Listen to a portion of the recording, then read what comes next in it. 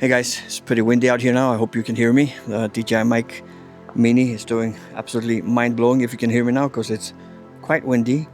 I'm at this old abandoned house now. I have my DJI action camera with me as well. I'm gonna strap that on. I'm gonna go in the house and take some photos. And we're gonna talk about how to tell a better story with your pictures. How you can implement a feeling of a good story in your photography.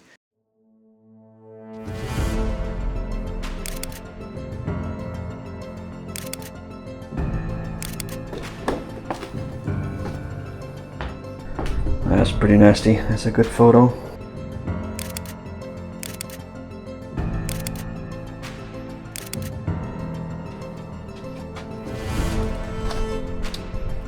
That scared the living shit out of me.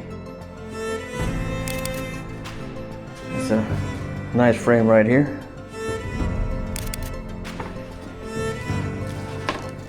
Now that is pretty cool.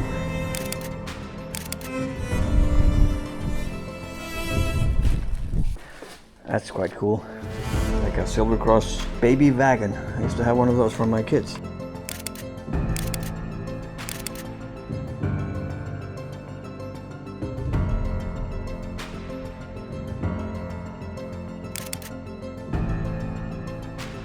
So guys, that was it for inside.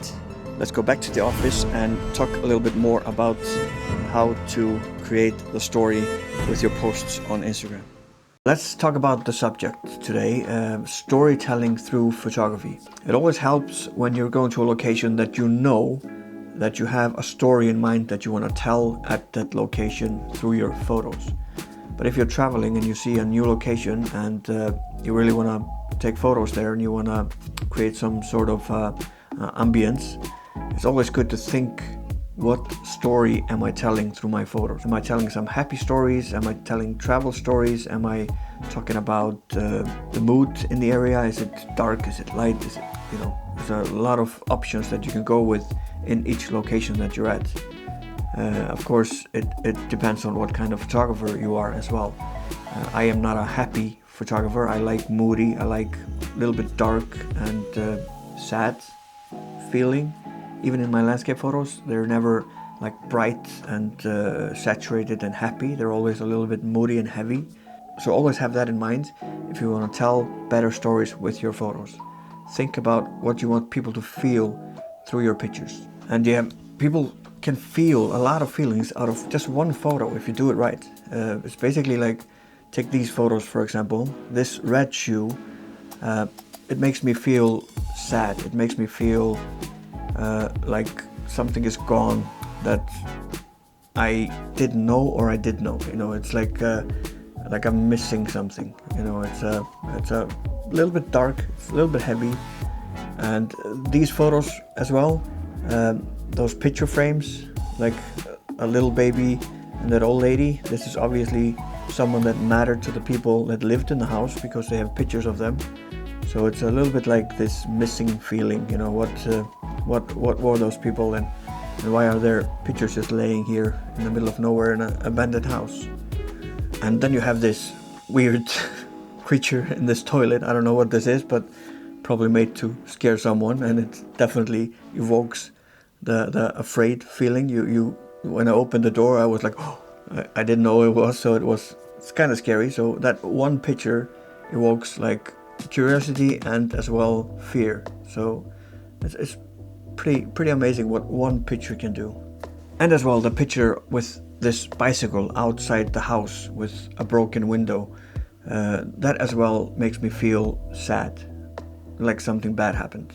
So it's amazing what you can do with one picture.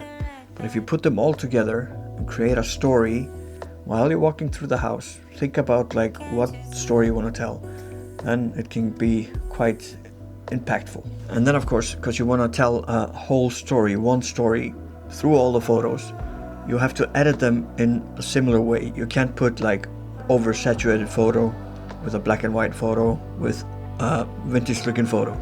Then the story isn't whole, then it doesn't fit together. The pieces don't fit together. So you have to edit each picture so they fit together. So the story is whole. Like you're watching a movie. If you're watching a movie and it changes color grading, all of a sudden you get like, oh, what's that? You know, that this feels like something different. And you don't want to have that when you're telling a story with your photos. And then you can always add like a person or a subject. Like I added here, I added myself in this shot, and then I added my watch and my shoes, just to show you that I was there, I was exploring this house, and I was feeling what you're feeling right now. It's like this weird feeling of walking around an abandoned house where people used to live, and without anyone knowing what actually happened in there and why they're gone. So adding subjects, vintage cameras, whatever you have, certainly helps with the whole storyline. You can use the caption as well under the pictures. Even if Instagram, website or whatever, you can use the caption to start the imagination of the people that are looking at the photos.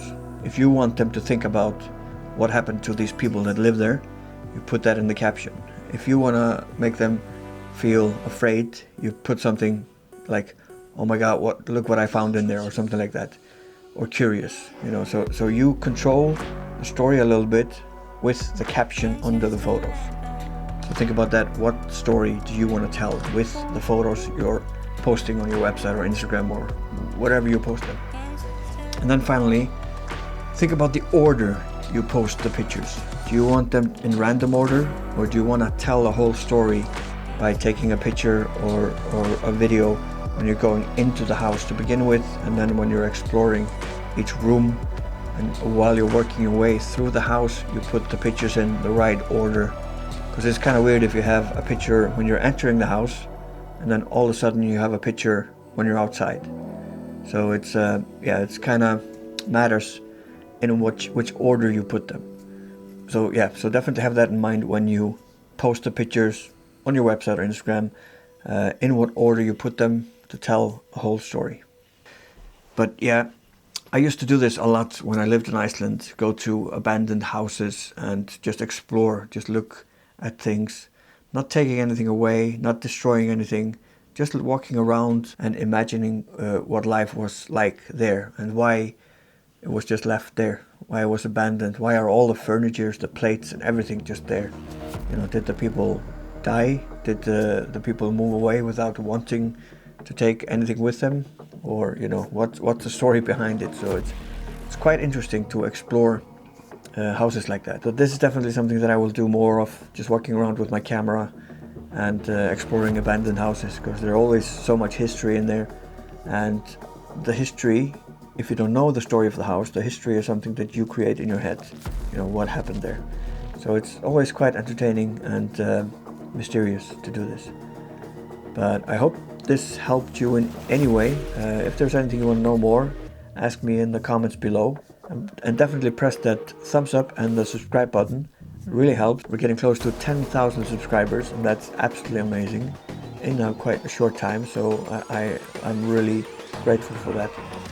But yeah, like I said, I hope this helped. Hope you will learn something from this video, and I will definitely make more of these in the upcoming weeks. And the next video I will be posting is answering your questions. So if you haven't asked me any questions yet, you can ask me in the comments below, and I will answer them in next week's video. Until the next one, see ya.